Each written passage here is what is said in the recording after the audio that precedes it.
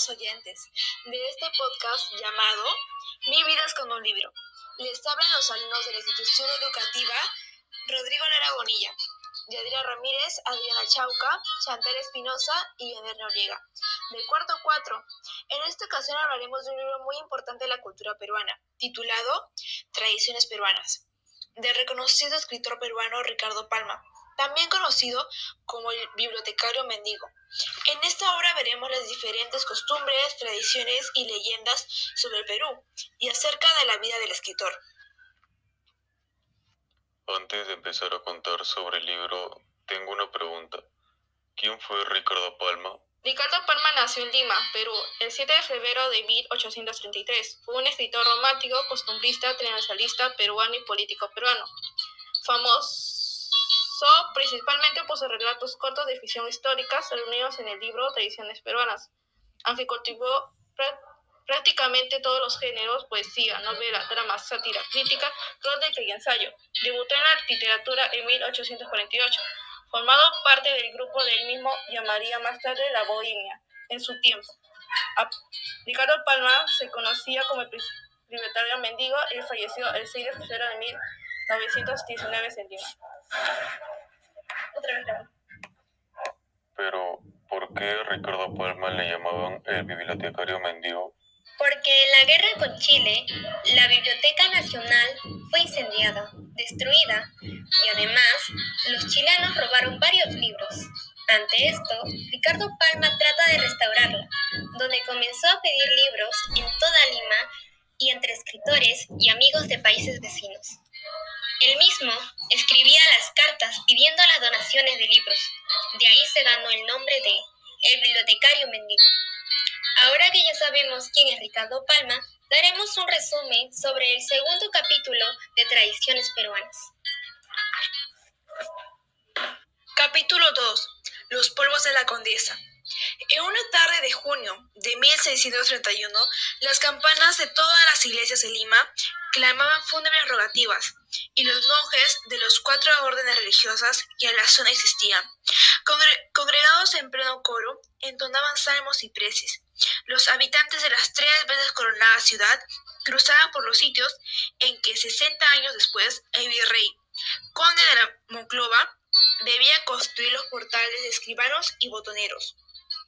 Determinándose frente a la puerta lateral del palacio, hallábase en el excelentísimo señor don Felipe Jerónimo Fernández de Cabrera, Bobadilla y Mendoza, conde de Chinchón, virrey de estos reinos del Perú, por don Felipe IV, y su íntimo amigo el marqués de Corpa. Ambos estaban silenciosos y mirando con avidez hacia una puerta de escape, la que al abrirse dio paso a un nuevo personaje. Era un anciano. Vestía calzón de paño negro a media pierna, zapatos de pana con hebillas de piedra, casaca y chaleco de terciopelo, pendiendo de último una gruesa cadena de plata con hermosísimos sellos. Si añadimos que usaba guantes de gamuza, habrá el lector conocido el perfecto tipo de Esculapio de aquella época. El doctor Juan de Vega, nativo de Cataluña y recién llegado al Perú, en calidad de México de la casa del virrey, era una de las lumbreras de la ciencia que enseña a matar por medio de un récipe. El virrey había llegado a Lima en enero de 1639 y 2 meses más tarde, su bellísima y joven esposa, doña Francisca Enrique de Rivera, a la que había desembarcado en Paita para no exponerla a los zares de un probable combate naval con los piratas.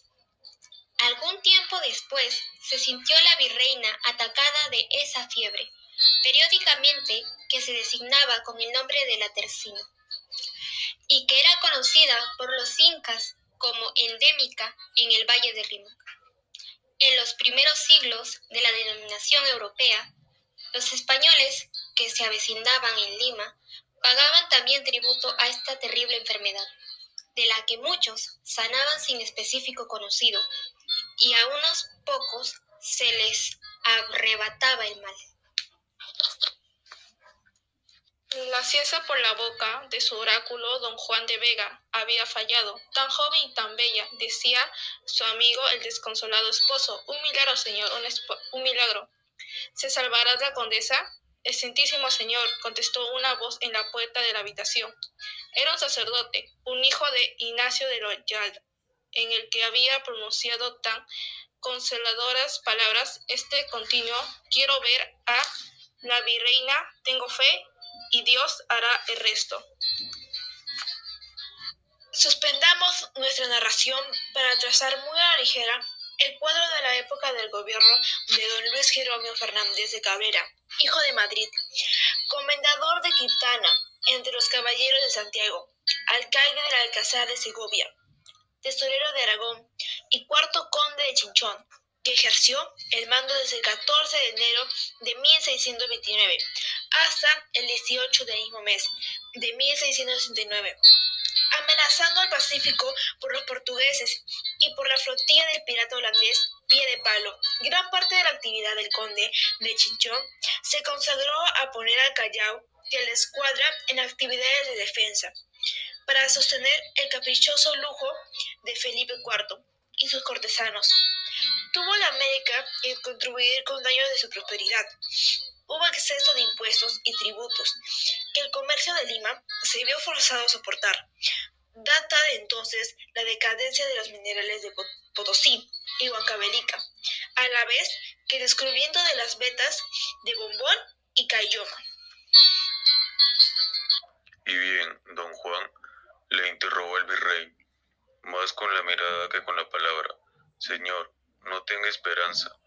Solo un milagro puede salvar a doña Francisca. Y don Juan se retiró muy afligido. El virrey había llegado a Lima en enero de 1639 y 2 meses más tarde su bellísima y joven esposa, doña Francisca Enríquez de Rivera, a la que había desembarcado en Paita para no exponerla a los azares de un probable combate naval con los piratas. Algún tiempo después se sintió la virreina atacada de esa fiebre periódica que se designa con el nombre de terciana y que era conocida por los incas como endémica en el Valle de Rímac. Basta ser portugués y tener fortuna para verse sepultado en las mazamorras del Santo Oficio, en uno solo de los 3 autos de fe a que asistió el conde de Chinchón. Fueron quemados 11 judíos, portugueses, acuadalados, comerciantes de Lima. Hemos leído en el librejo del duque de Frías que en la primera visita de cárceles que asistió el conde, se le hizo relación de una causa seguida a un compañero de Quito, acusado de haber pretendido enfrentarse contra la monarca. De los autos dedujo el virrey que todo era calumnia y mandó poner en libertad al preso, autorizándolo para volver a Quito y dándole 6 meses de plazo para que sublevase el territorio, entendiéndose que si no lo conseguía, pagaría a los delatadores las costas del proceso y los perjuicios sufridos por el caballero. Hábil manera de castigar envidiosos y denunciantes deshonrados. Alguna dificultad debió tener su excelencia con las limeñas cuando 2 ocasiones promulgó bando contra las tapadas, la que forzó, es decirlo, iniciaron con ellas papillotas y tibuzones. Legislar contra las mujeres ha sido y es siempre el sermón perdido. Volvamos a la virreina, que dejamos moribunda en el lecho. Un mes después se daba una gran fiesta en el palacio, en celebración del restablecimiento de doña Francisca. La virtud febrifuga de la cascadilla quedaba descubierta. Atacado de fiebre, un indio de Loja, llamado Pedro de Leiva, había bebido para calmar los ardores de la sed del agua de un remanso, en cuyas orillas crecían algunos árboles de quina. Salvado así, hizo la experiencia de dar a beber a otros enfermos del mismo mal, cántaros de agua. en las que se depositaban raíces de cascarilla. Con su descubrimiento vino a Lima y lo comunicó a un jesuita, el que realizando el feliz curación al virreinato prestó a la humanidad mayor servicio que el fraile que inventó la pólvora.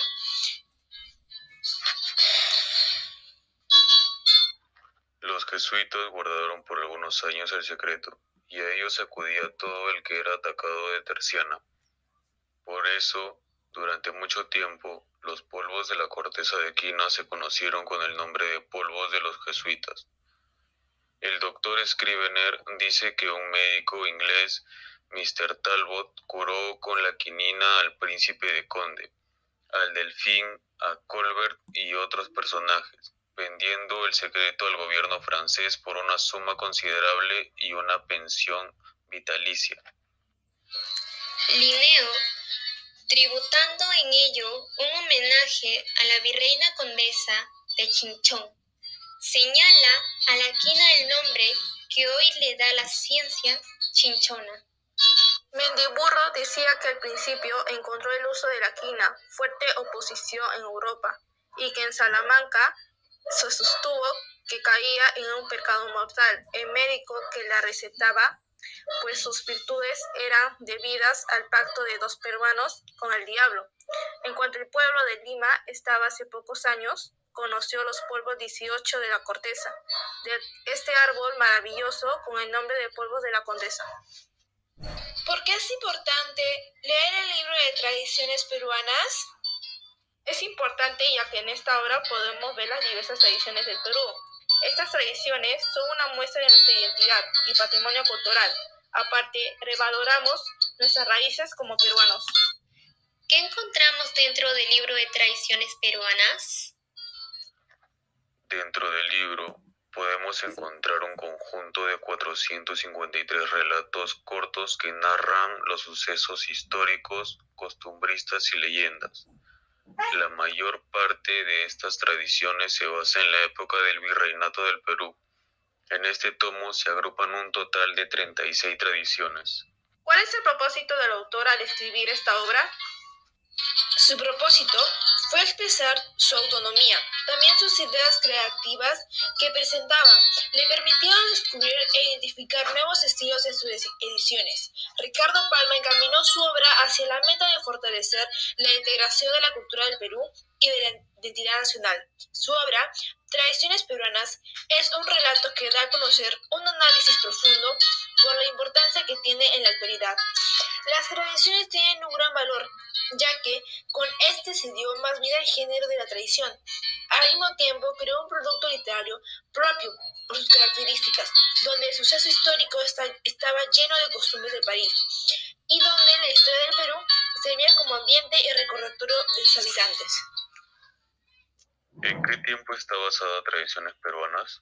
La primera edición de Tradiciones Peruanas, 1893-1910, de Ricardo Palma, que en la actualidad es custodiada por la Biblioteca Nacional del Perú, BNP, fue declarada Patrimonio Cultural de la Nación por el Ministerio de Cultura.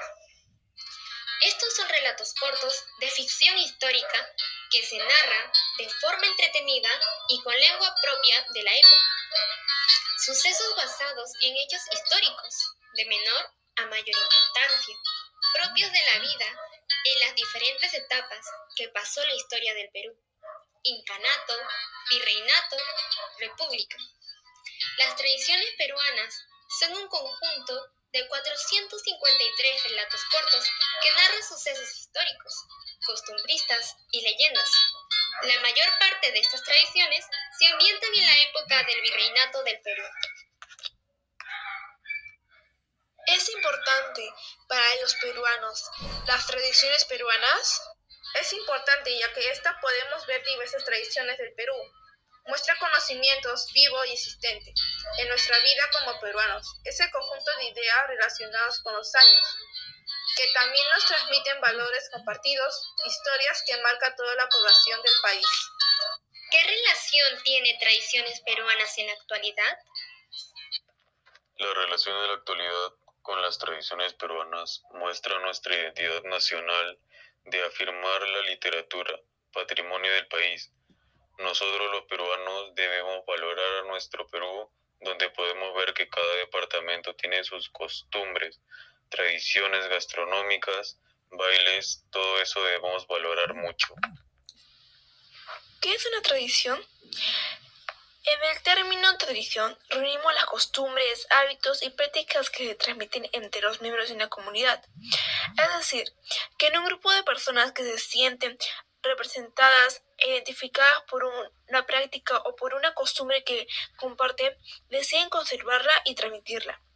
Las familias, los amigos, los compañeros de estudio, de viaje, de trabajo, crean y mantienen tradiciones que ayudan a definirlos y les dan cohesión.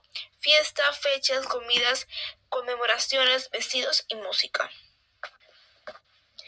Proponemos las siguientes recomendaciones.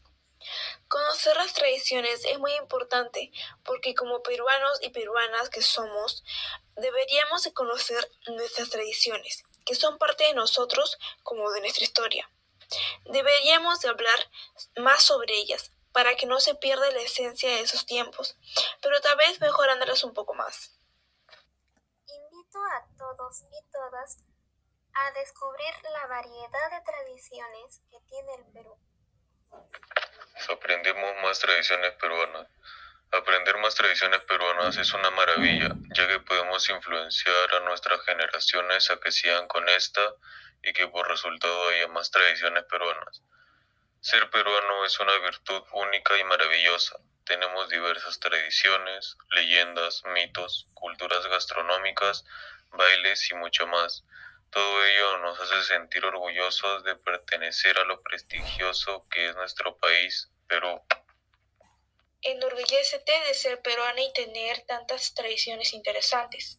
Ser peruana es una virtud única y maravillosa.